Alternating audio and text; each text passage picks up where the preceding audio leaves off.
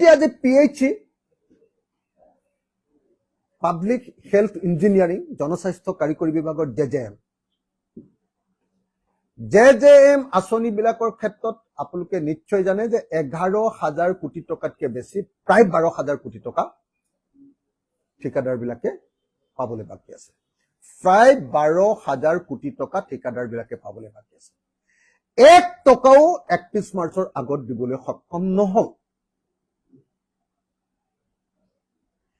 সেইকাৰণে আমি দেখিছো যে আমাৰ দেশখনৰ অৰ্থনীতি ধ্বংস কৰি পেলাইছে।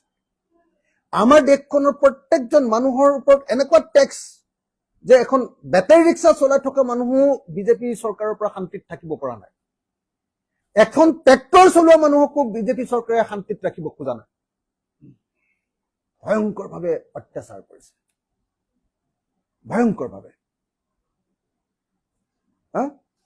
সেইকাৰণে আমি যিকোনো প্ৰকাৰে 2026 চনত এই বিজেপি চৰকাৰক বিদায় দিব লাগে।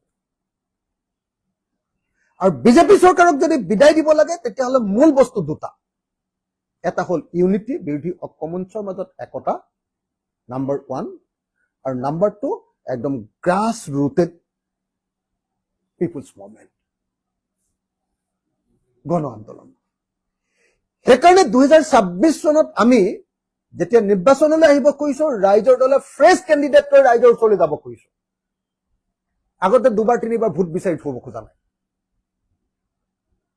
তাৰমানে মই আকৌ কলো যে বিৰোধী ঐক্যমঞ্চৰ আন ৰাজনৈতিক দল, অসম জাতীয় পৰিষদ, CPI-ML, CPI-M, কংগ্ৰেছ, এই দলবিলাকৰ কাৰণে ভোট এৰি দিবৰ কাৰণে, তেওঁলোক যাতে জিকে, বিজেপি যাতে নিজিকে, তাৰ কাৰণে আমি এবাৰ পঞ্চায়ত নিৰ্বাচনত মাত্ৰ সীমিত সংখ্যক আসনত নিৰ্বাচন খেলিম। আৰু দ্বিতীয় কথা, 2026 চনত আমাৰ ৰাইজৰ দলৰ কেণ্ডিডেটবিলাক যাতে ফ্ৰেছ কেণ্ডিডেট হয়, প্ৰথমবাৰ ভোট দিবলৈ যাতে পায় নতুন নতুন এলেকাত, তাৰ কাৰণে আমি এইবাৰ পঞ্চায়ত নিৰ্বাচনত সীমিত আসনত নিৰ্বাচন খেলাৰ সিদ্ধান্ত লৈছো।